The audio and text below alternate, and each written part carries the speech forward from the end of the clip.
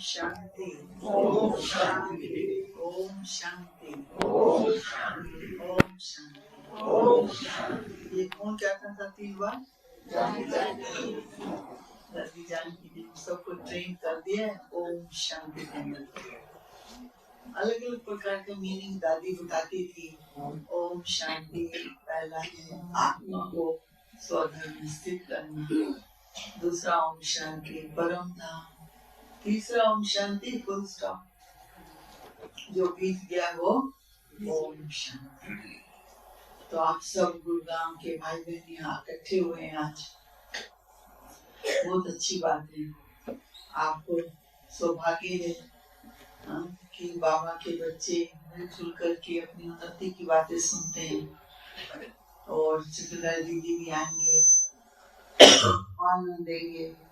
मैं आपको थोड़ा अपना अनुभव सुनाऊंगी, विदेश का भी सुनाऊंगी, दादियों का भी सुनाऊंगी। हम जब बहुत छोटे थे तब से हम ज्ञान में आ गए थे, 8 साल से। मम्मा और बाबा तब रजौरी में थे, आते थे ना मम्मा बाबा, तो उनकी भी दृष्टि मिली थी बाबा की, मम्मा की।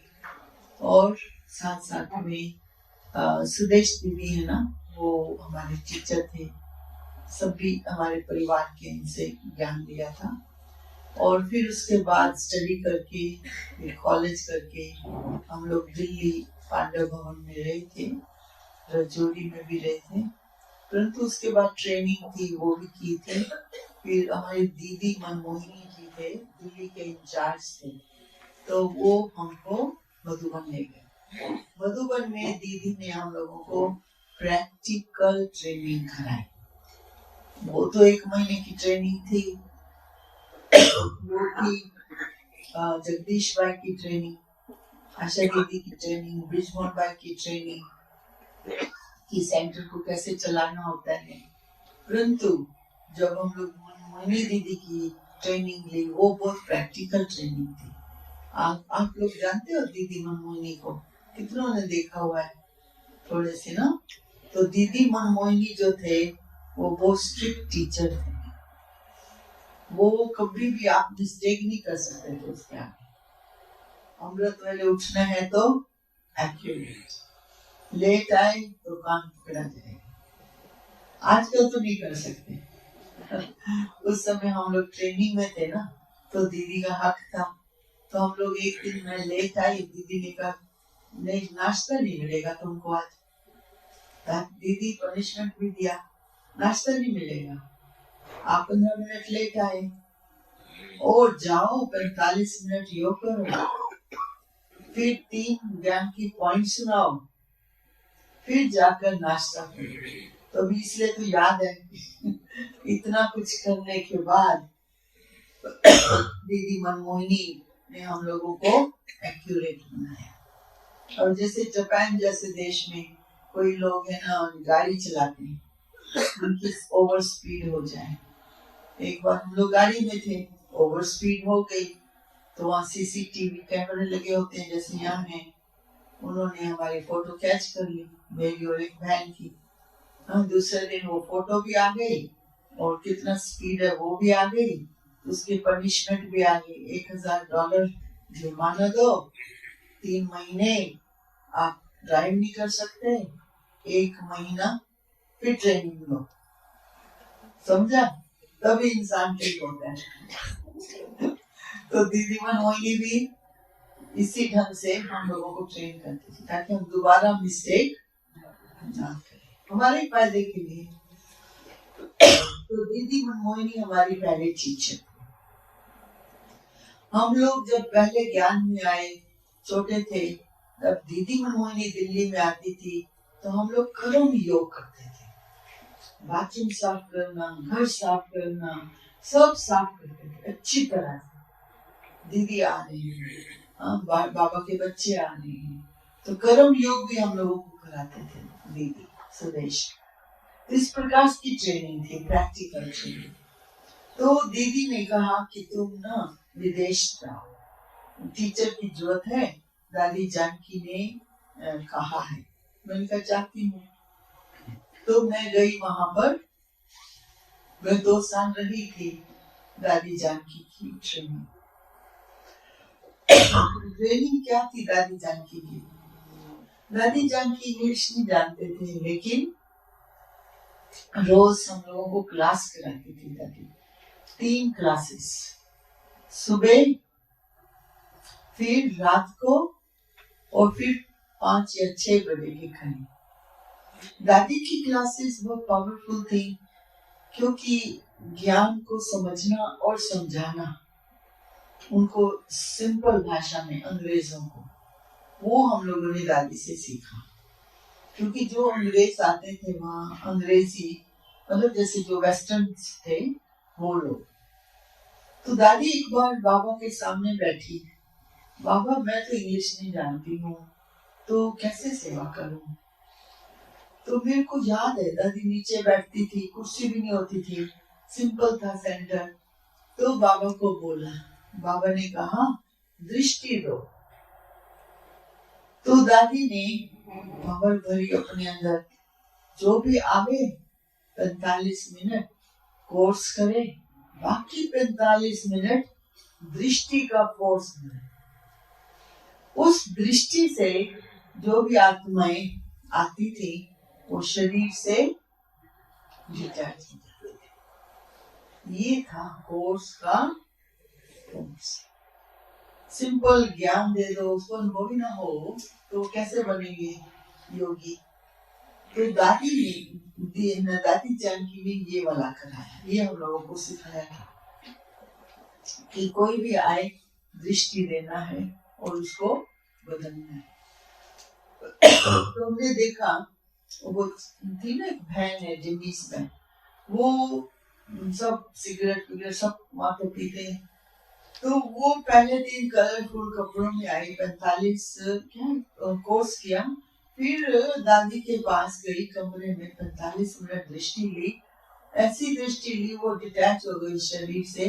फिर दूसरे दिन वो सफेद कपड़ा चादर लपेट के आ गई। मतलब इतना अंतर कि वो चेंज करना चाहती है अपनी दादी की दृष्टि, इतने स्ट्रॉन्ग वाइब्रेशन उनको वो आ गया। तो ऐसे ही कईयों को दृष्टि से ही डिटैचमेंट का अनुभव कराया। तो मैं भी वहां रहती थी, तो मेरे को दादी कहती तुम कोर्स करो, मैं किचन में रहकर आपको फोर्स दूंगी। मतलब 2 बजे से हम लोग 8 बजे सुबह से लेकर 8 बजे तक कोर्स कराते थे। तो दादी बीच में आकर के किचन में दोपहर को बैठ जाती थी और योग युक्त होकर के वाइब्रेशन भेजती थी। जो भी आत्माएं कोर्स करती थी वो सारे के सारे बाबा के बच्चे बने। मतलब उनके प्रकम्पन इतने स्ट्रॉन्ग थे। तो मैं तो उस समय 24 साल की थी, 25 साल की, तो दादी कहती थी तुम कराओ कोर्स, मैं कोर्स। तो दादी ने हम लोगों को ये भी सिखाया कि कोर्स के साथ कोर्स, और दादी गुलजार ने भी सिखाया। वो हम लोग पांडवन में रहते थे, तो दादी ने कहा कोर्स कराया? मैंने कहा हाँ कराया। कहती है बुलाओ सबको। मैंने बुलाया। दादी ने कहा एक तो फोर्स का सब्जेक्ट तो रह गया। मैंने कहा उसका मतलब क्या होता है? कहा कि जब कोर्स के बाद 5 विकारों को जीतना होता है, काम, क्रोध, लोभ, मोह, अहंकार, आलस्य, अलबेलापन, ये जो 5 विकारों को जीतना है, उसके लिए क्या चाहिए? शक्ति, फोर्स, पावर चाहिए। नहीं तो कोर्स तो कर लिया, लेकिन जब आएगा टाइम सेंटर पे आने का, क्लास करने का, तो आलस्य आएगा, अलबेलापन आएगा, आत्मा नहीं कर पाएगी। आपको अनुभव है इस बात का? है? सुबह होती है, जाना होता है मुड़ी क्लास, हाँ? अंदर आएगा, आज नहीं जाते, थका हुआ है शरीर, हाँ? बच्चे हैं, पोते हैं, काम है, बहुत आता है। फिर उसको आप जीत सकते हो। वो जीतने की ताकत चाहिए, तभी हम उसको पार कर सकते हैं।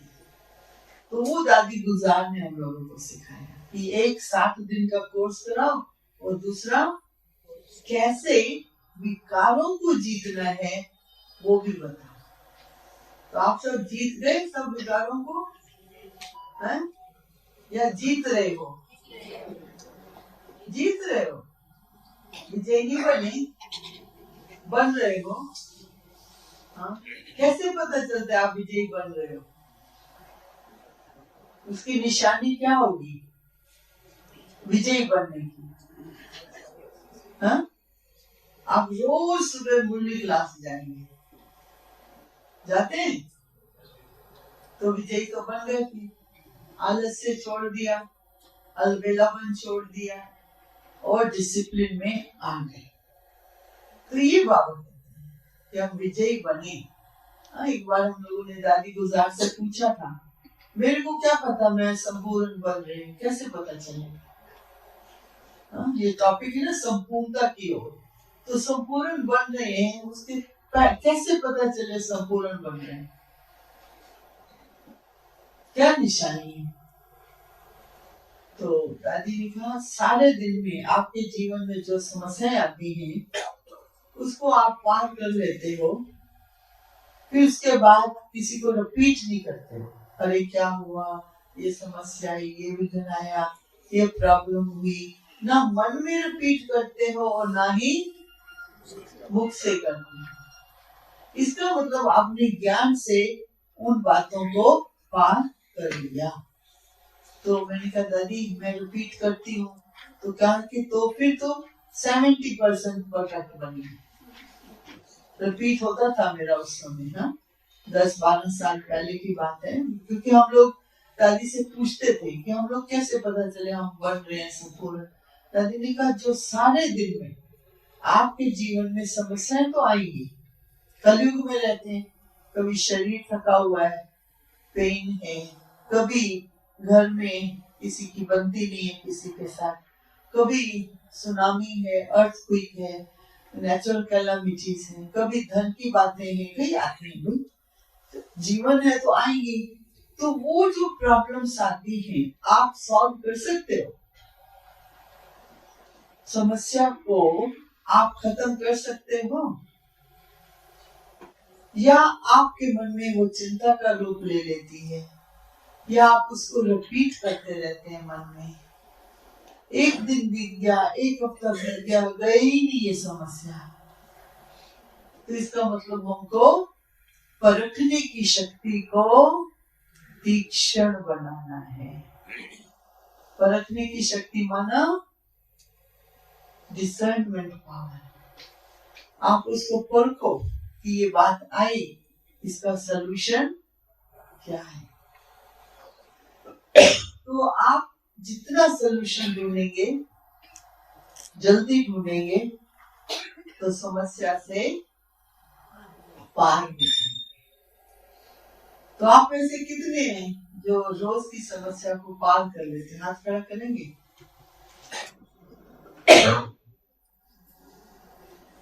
बाकी लोग तो आप भी 70% हो या 90% परफेक्ट? 70 तक पहुंचे। रिपीट तो नहीं करते हो? रिपीट तो नहीं करते हो घर में दोस्तों के साथ? आपको पता है ये समस्या है तो मैंने ऐसे किया, रिपीट भी नहीं करो, गई चली गई समस्या। तो इसका मतलब ओम शांति, फुल स्टॉप कर गया।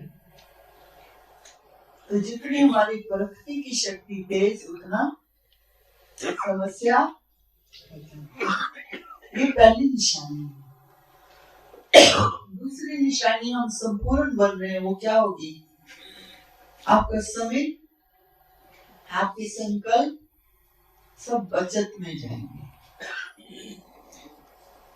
क्या करें, टाइम नहीं, क्या करें, ये व्यर्थ संकल्प चलते हैं, ये आपके मुख से नहीं निकलेगा। क्या करें, ये है, क्या करें। आज भी बाबा ने कहा अधीन नहीं बनेंगे, अधीनता खत्म। अधीनता समझते हैं क्या होती है? डिपेंडेंसी। जितना आप अधीन है कोई भी प्रकार की विकार के साथ अधीन है, वो बाबा खत्म करने आया अधीनता को। 2500 वर्षों से हम अधीन हैं, परिस्थितियों के अधीन है, लोगों के अधीन है, संस्कारों के अधीन है। आज तो बाबा कहता था, ये कहते थे मेरा संस्कार मेरा नेचर, मेरा कहते हैं तो अधीन हो जाते हैं। लेकिन बाबा ने आज बता दिया आपके संस्कार कौन से होने चाहिए? बाप समान। कौन से? 3 विश्व कल्याण, शुभ भावना, तीसरा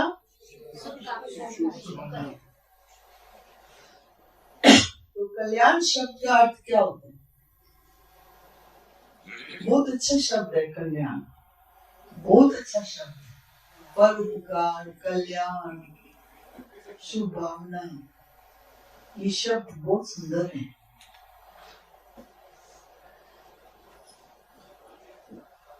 तो उसमें हमको ये ध्यान देना है, कल्याण का मतलब है जिसने भी आपके साथ मान लो बुरा किया,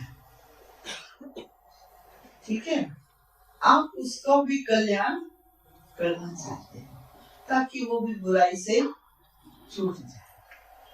लेकिन उसके कितने जन्मों का कोई आदत है, वो बेचारा नहीं छूट रहा है उस आदत से, तो आप उसको हेट नहीं करो, बस ये गुड विश रखो, एक दिन ये भी आत्मा सुखी हो। ये भी बेचारे दुखी है, दुख से निकल आए। तो जब आप महाभारत देखते हैं तो उसमें एक सीन दिखाते हैं अज्ञातवश का, जब सारे पांडव लौकिक ड्रेस डाल के, अज्ञातवश था ना उनका, जब मार्केट में जाते हैं, लेकिन संस्कार तो ब्राह्मण के थे, तो वो क्या करते थे? कोई दुखी को देखते थे, कोई बूढ़े को देखते थे, तो उनका हाथ कैसे हो जाता था? वरदानी हाथ। और क्या मुंह से निकलता था? कल्याण भाव, कि तेरा भी कल्याण हो जाए। कितने जन्मों का भार आत्मा लेके बैठी, तो आपके वाइब्रेशन उसको भी उससे निकाल सकते। तो आप सब निकले हुए हो, पहले तो आप बताओ, आप सब दुखों से दूर हो, हाथ खड़ा करो, लेकिन मैं नहीं अभी दुखी हूँ, मैं बहुत सुखी हूँ, वो हाथ खड़ा करो।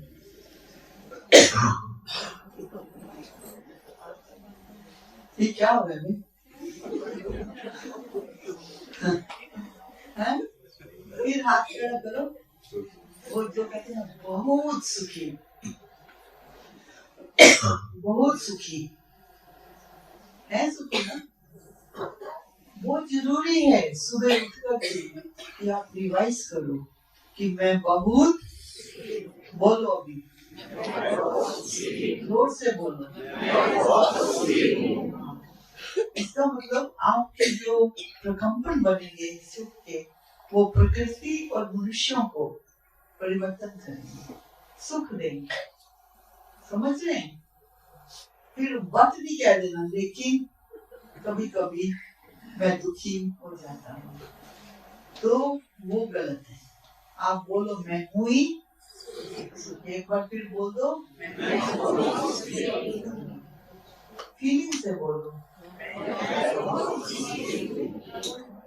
सुखी हूँ। ये जो दुख दर्द हम लेके बैठे हैं, हम उसके अधीन हो चुके हैं। कलयुग तो सारा ही अधीन है, कलयुग का मतलब यही है, अधीनता। एक बार मैं दादी जानकी के साथ थी गाड़ी में, मैंने कहा दादी मेरे को लगता है कोई मेरे को सप्रेस करता है।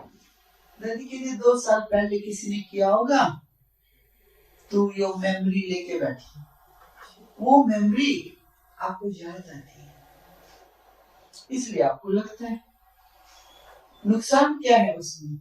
नुकसान ये है कि आपका मन पास्ट की बात सोचता है, दुखी होता है, और जो वर्तमान समय बाबा सुख, शांति, पवित्रता दे रहा है, उससे हम वंचित हो जाते हैं।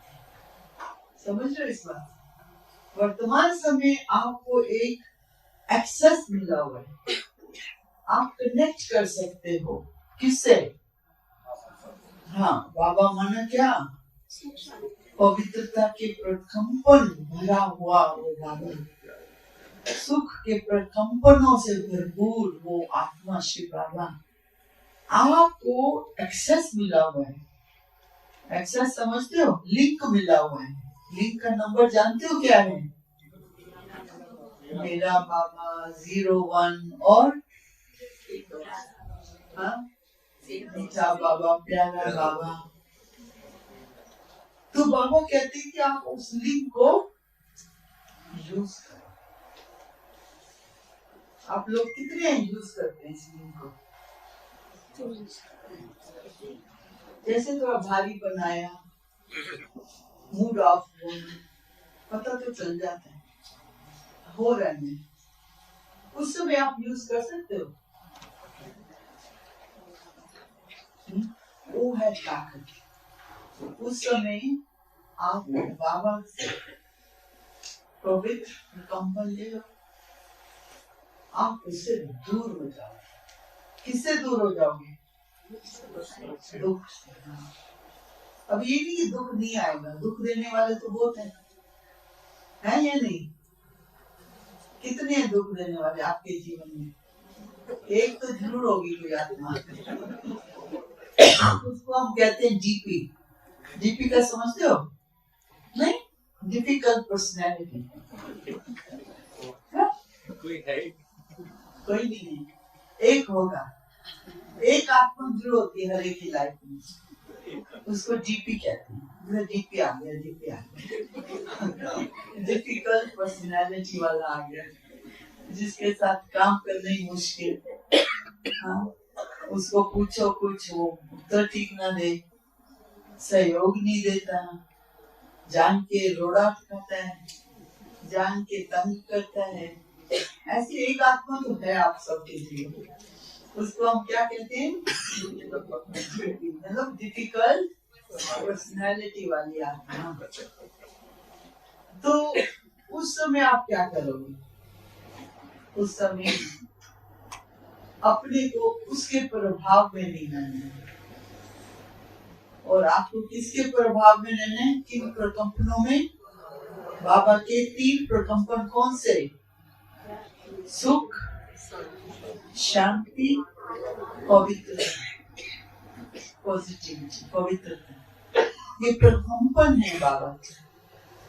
ये प्रकंपन लेते चलो बाबा से, ताकि ये जो डिफिकल्ट पर्सनालिटी वाली आत्मा है, बोलो है तो सही ना।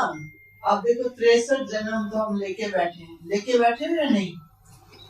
63 जन्मों के इतने हजारों लोगों के बीच में आए हुए हैं आप। व्यापार किया, रिश्ते बनाए, घर बनाए, बिजनेस किया, कितनी आत्माओं के संबंध में आए। किसी को ऊंचा बोल दिया होगा, कभी किसी की बात नहीं मानी होगी, जिद किया होगा, कभी थोड़ा अहंकार किया होगा, कभी कुछ ना कुछ किया है हम सब। हमको मालूम नहीं था ना, ज्ञान नहीं था।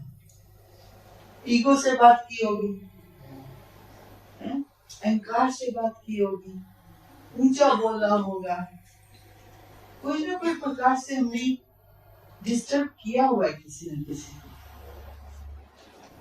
तो वो अकाउंट होता है। अकाउंट समझते हैं ना? कार्मिक अकाउंट। उस आत्मा को हमने डिस्टर्ब किया हुआ है, तो वो आत्मा आपको ऐसे छोड़ देगी क्या? छोड़ देगी? यदि वो डिस्टर्ब है, हमको नहीं मालूम, इस जन्म का शायद ना भी हो, लेकिन पास्ट के जन्म का भी तो हो सकता है ना। तो वो कैसे आप सॉल्व करोगे? पास्ट जन्म वाला वो आत्मा आपको योग नहीं करने देगी। नींद आएगी योग में, आती है नींद कभी कभी योग में। क्यों आती है? क्योंकि वो पास्ट आत्मा जब तक बिल नहीं पे करोगे उसका, वो आपको योग नहीं करने। तो आप पे कर रहे हो या नहीं कर रहे हो? कैसे करते हो? सुबह उठकर उससे क्षमा मांगो कि मेरे से भूल हो गई थी, लेकिन मुझे क्षमा कर दो। मेरे से भूल हो गई, क्षमा कर दो। आप भी उसको क्षमा करो। कोई भी आत्मा है जिससे भी हमारे संबंध बिगड़े थे, याद नहीं है ना, कोई भी जन्म की बात हो सकती है ना, तो इसलिए उससे भी आप क्षमा मांगो। पता है दादी जान की जो लास्ट के कुछ साल वो लंदन जाती थी, तो एक बार मेरे को वहां की बहन ने बताया, दादी ने कहा तुम सबको जो पहले पहले ज्ञान में आए थे ना अंग्रेज, सबको बुलाओ। 65 लोग आए पुराने। तो दादी ने सबसे क्षमा मांगी, कहा मैंने कभी भी कुछ बोला हो तुमको, मुझे क्षमा कर, क्योंकि एज हो रही है, आत्मा को जाना है वापस, है क्षमा तो मांगनी पड़ेगी। हम लोगों को भी, हम लोग गए मधुबन, दादी ने एक एक को दृष्टि दी हम लोगों को। दादी ने कहा मैंने कुछ बोला हो मुझे क्षमा कर देना। हम लोगों ने कहा दादी आप क्या बोल रहे हो? हाँ दादी उस समय होगी 102, तैयारी कर रही थी ना दादी, ऐसे थोड़ी चले जाते हैं। बड़े आत्माएं जो हैं सब सेटल करके जाते हैं ना, क्लियर अकाउंट्स सब सेटल किया, एक एक को दृष्टि दी, गले लगाया, माफ कर देना मैंने जो भी बोला हो। उन्होंने कहा नहीं दादी आपने नहीं मुझे बोला। एक बहन थी उसको आंखों में आंसू आ गए, उसको बोला होगा दादी ने कुछ, दादी हाँ आपने एक बार मुझे बोला था, तो वो रो पड़ी। दादी ने कहा रो नहीं, मुझे क्षमा कर दो। तो ये तैयारी की हुई है, संपूर्ण बनना माना क्या ऐसे बन जाएंगे संपूर्ण। कितनी आत्माओं के साथ ऊंचा बोला है, कुछ गलत बोला है, ईगो में आके बोला है, नीचा गिराया है उसको, बहुत कुछ किया, हमको मालूम नहीं पड़ा था ना, उस समय हम ईगो में थे, बॉडी कॉन्शियस थे। संपूर्ण बनने के लिए डाउन टू अर्थ आप सबको क्षमा करो और क्षमा लो। कल से शुरू कर दो ये काम। संपूर्ण बनने का मतलब यही है, क्लियर करो सारे अकाउंट, नहीं तो वो आत्माएं आपको योग करने के टाइम उड़ने नहीं देंगी, बाबा के पास नहीं चलने देंगे। थोड़ी फीलिंग्स लेवल पर भी यदि आपका किसी के साथ अकाउंट है, थोड़ी घृणा है, नफरत है, वो आप बाबा को याद कर रहे हो, बाबा मैं आपके पास हूँ, बिल्कुल नजदीक हूँ बाबा, बाबा मैं सरेंडर कर रही हूँ, ये आ रहे ख्यालात, उस समय वो आत्मा जिसके साथ थोड़ी नफरत है वो सीधा आपको नीचे ले आएगी। आप कहेंगे मैं तो इतनी ऊंचा विचार कर रहा था, बाबा को कह रहा था बाबा मैं आपके साथ हूँ, सरेंडर कर रहा हूँ, ये कहाँ गया मेरा मन? क्यों नीचे आ गए थे आप? क्यों किसी की बात याद आ गई? समझ रहे हैं? वो एकदम नीचे ले आएगी आत्मा आपको, क्योंकि अभी तक उसके साथ नफरत अभी क्लियर नहीं हुई। इसको कहते हैं किताब अभी खुली हुई है। कौन सी किताब? हिसाब किताब, अकाउंट बुक। उसमें कोई ना कोई आत्मा का अभी भी मेरे प्रति घृणा है, वो मेरे को रिजेक्ट कर रही आत्मा, उसने मुझे स्वीकार नहीं किया, नफरत करते हुआ कुछ किया होगा मैंने भी, ऐसे थोड़ी कर रही है। समझ रहे? तो संपूर्ण बनने के लिए हमको सभी को क्षमा करनी है। कोई भी आत्मा जिनके साथ आपके संबंध है, कोई जन्म है, चाहे माँ हो चाहे बाप हो, माँ बाप को भी कभी ऊंचा बोला होगा, डिसरिस्पेक्ट किया होगा, तंग किया होगा बचपन में, उसको भी क्षमा। तो आप करोगे अभी क्षमा, अभी 5 मिनट बैठ के। तो आप अपने मन में 3 आत्माएं ऐसी लाओ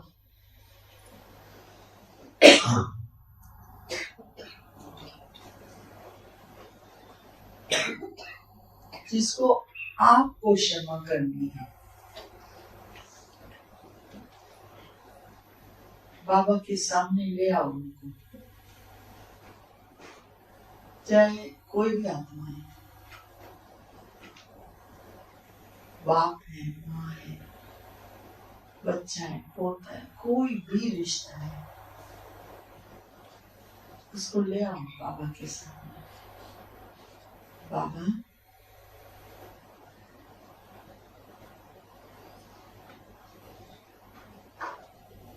मैं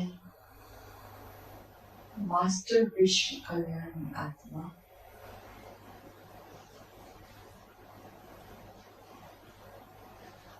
इस आत्मा को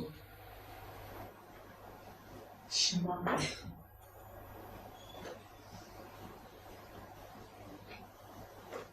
जो भी मेरा लेन देन था, नफरत का, दुख का, सब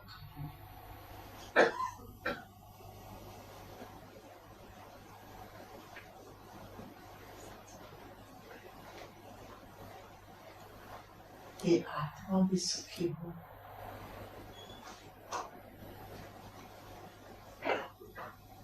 बाहर से निकल जाए, बोझ खत्म हो जाए।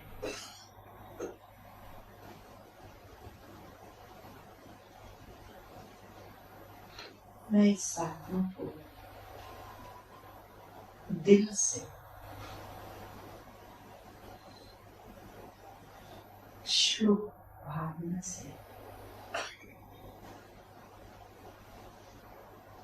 शुभ कामना से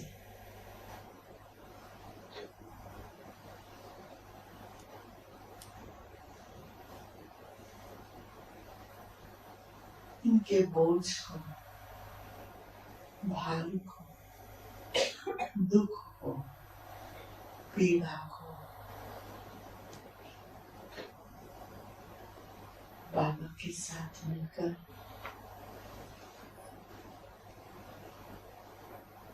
क्षमा कर रहे हैं।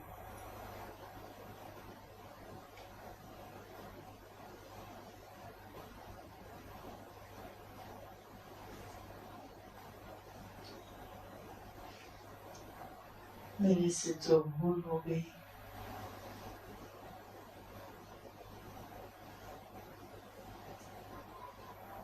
उसकी क्षमा।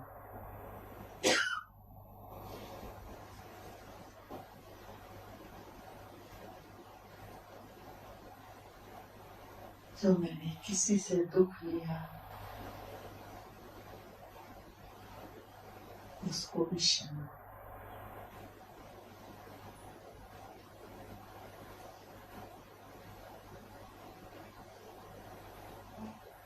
जिनको मैंने दुख दिया वो भी क्षमा मुझे कर दे।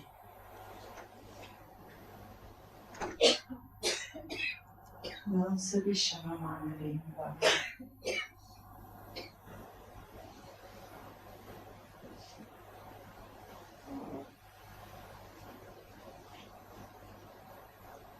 दिल में शुभ भावना, शुभ भावना, कल्याण की भावना, उनका जीवन भी शांति और सुख में बनता है।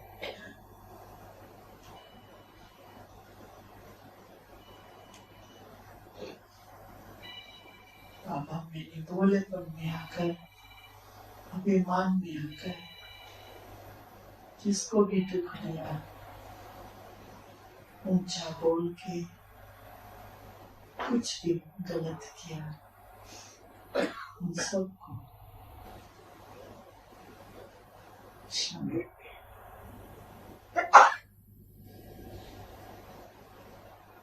दिल से वो सब फीलिंग्स अभी खत्म, शुद्ध प्रेम, सबके प्रति शुद्ध प्रेम।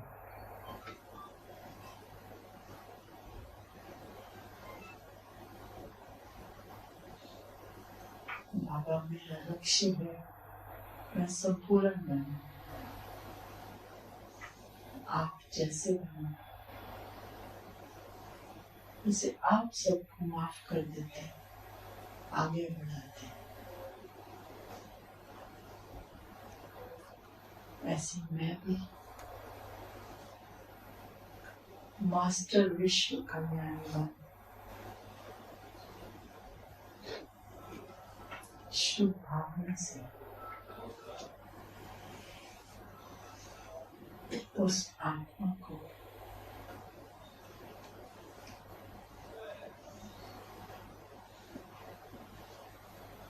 गुणग्राही वृत्ति से देखो। मैं बाबा की बच्ची हूँ, बाप समान बनने में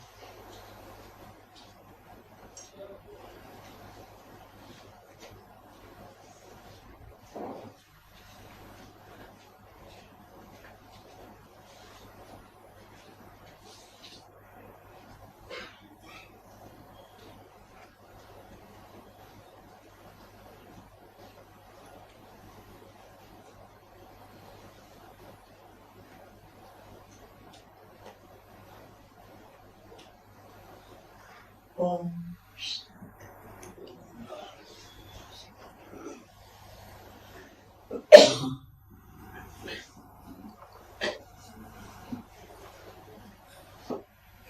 तो ऐसे ही आप ये करना भी।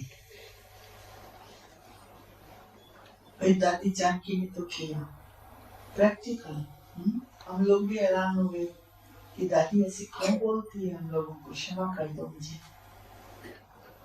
तैयारी है ना, ये भी तैयारी की थी उसने, कॉन्शियसली ट्रेनिंग कि अपने को तैयार करना, किसी के साथ भी कुछ भी रहा है उसको भी खत्म करना। हिम्मत चाहिए, नहीं हिम्मत चाहिए इसके लिए, बड़ा बड़ा दिल चाहिए। कौन माफी मांगेगा, कहीं मैंने थोड़ा गलत किया, वहां भी ईगो आके खड़ा हो जाता है। एक बार हम लोगों ने कहा दादी को, ईगो कहती ईगो वो तो सूक्ष्म वतन में भी चला जाता, मैं बड़ा योगी हूँ, मैं तो बहुत ज्ञान का उच्चार कर सकता हूँ, अच्छा अच्छा, ये क्या है?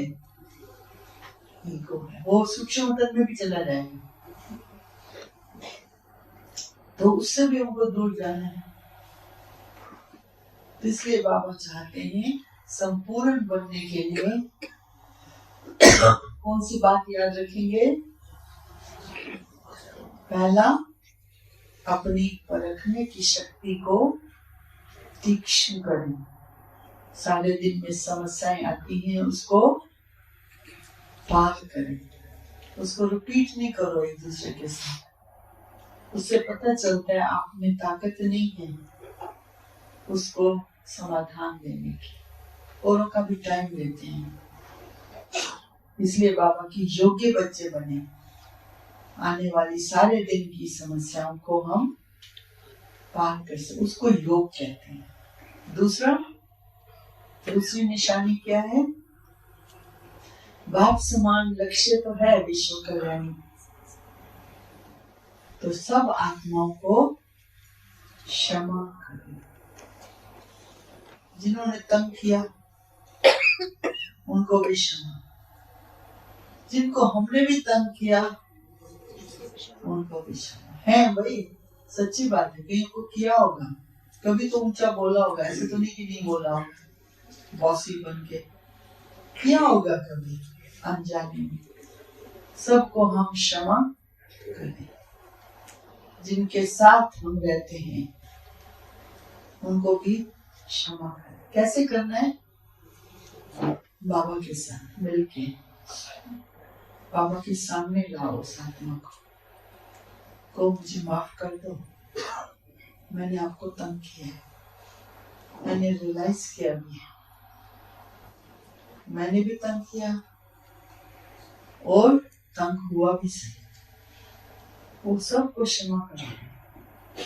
संपूर्ण बन रहे ना, नहीं तो हिसाब किताब में वो सूक्ष्म वाइब्रेशन जिसके साथ हर्ट किया है, वो जब आप बाबा को याद कर रहे हो, पहुंच रहे हो बहुत नजदीक, उस समय आप आ जाओगे, वो बात याद आ जाएगी, एकदम नीचे ले आएंगे आपको। आप कह रहे थे अभी तो बस, क्योंकि हम लोग क्यों योग करते हैं मालूम है? इससे आपके अंदर जो नीड है ना, आपकी जो जरूरत है आत्मा को, वो बाबा पूरी करता है। जब आपकी जो मन की स्थिति जो है वो बहुत लाइट होती है, फरिश्ता, जिसके साथ हिसाब किताब नहीं होता है, नफरत नहीं, घृणा नहीं, सारा क्लियर हो चुका है अकाउंट, उस समय इतना फर्स्ट क्लास मन के विचार होते हैं, बाबा कैच करके आपकी जो इतने जन्मों की नीड है, जरूरत है, वो पूरा करता है। नहीं तो सदा ही कंप्लेन करते रहेंगे, मैं योग करता हूँ, योग नहीं लगता, योग करता हूँ, नींद आती है, योग करता हूँ, बुद्धि भटकती है, योग करता हूँ, मन नहीं लगता है। ये सारे अकाउंट्स बने पड़े हैं, सारे अकाउंट्स हैं ये। तो बाबा कैसे पूरा करेगा आपकी नीड को? जो सुख है आपको लेना है बाबा से, वो बाबा पूरा करने के लिए तैयार है, लेकिन मैंने रियलाइज किया या नहीं कि मैंने भी तो गलतियां की है ना जीवन में। रियलाइज करना बहुत जरूरी है, रियलाइज करेंगे तो रियल बनेंगे, रियलाइज नहीं करेंगे। मम्मा यही करती थी, मम्मा वो कहती थी महसूस नहीं करेंगे तो परिवर्तन नहीं आएगा, महसूस बहुत करना है। थोड़ा सा भी आपको गिल्ट लगे, किसी के साथ आपने थोड़ा सा गलती से ऊंचा बोल दिया, जवाब दे दिया, जल्दी जल्दी जोश में आके रिएक्ट करें, आपको गिल्ट होगा। वो गिल्ट आपको कनेक्ट करना है, हाँ मेरे से गलती हुई है, उसको ऐसे नहीं जाने दो, हाँ करने दो, ये भी तो करता है, नहीं, आपको महसूस होगी कि मेरी गलती थी यहाँ पर, तो सॉरी करो, तभी तो आप रिलीज कर पाओगे ना, नहीं तो वो फिर बोझ, भारीपन, असंतुष्टता, जल्दी जल्दी गुस्सा आना, जल्दी जल्दी चिड़चिड़ापन, जल्दी जल्दी जोश में बोलना, ये सारी बातें दिखाती हैं ये आत्मा संतुष्ट नहीं है। तो आत्मा संतुष्ट कब होगी? जब अपनी महसूसता करेगी, मैं अपनी लाइफ में कहाँ हूँ। एक बहन थी, तो उस दादी ने कहा उसको आज मैं क्लास नहीं कराऊंगी, तो उस बहन ने कहा दादी आपने तो कहा था कराऊंगी, आप क्यों नहीं कराते हो? दादी इतने लोग बैठे हैं, मैं किसके पास जाऊं अभी टीचर ढूंढने। दादी ने कहा बैठो, बैठी। दादी ने कहा तुम असंतुष्ट क्यों है? आप इतना एक क्लास के टीचर नहीं ढूंढ सकते? इतना बोलने की जरूरत क्या है?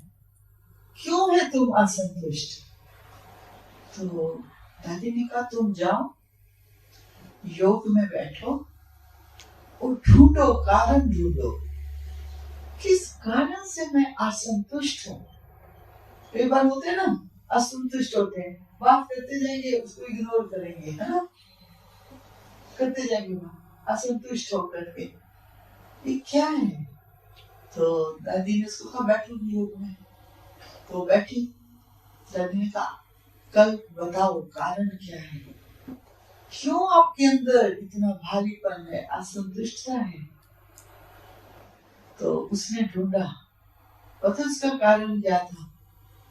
कहती जब मैं छोटी थी, मेरी माँ जब दिवाली फंक्शन, राखी फंक्शन, जो अच्छे अच्छे फंक्शन होते हैं ना, उस समय घर से बाहर निकाल देती थी कि तेरा अपशुकन है, तुम अपशुकन हो। उसको क्या फील हुआ? रिजेक्शन। माँ का चले जाओ। हाँ? तो वो भारीपन लेके वो आत्मा चल रही थी ज्ञान में।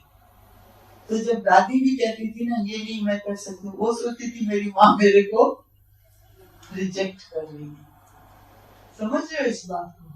तो कोई ना कोई प्रकार से हमारे जीवन में कहां ना कहां से रिजेक्शन आई है, इसलिए उसको हमको ढूंढना है, एक्सेप्ट करना है और अपने को फ्री करना है।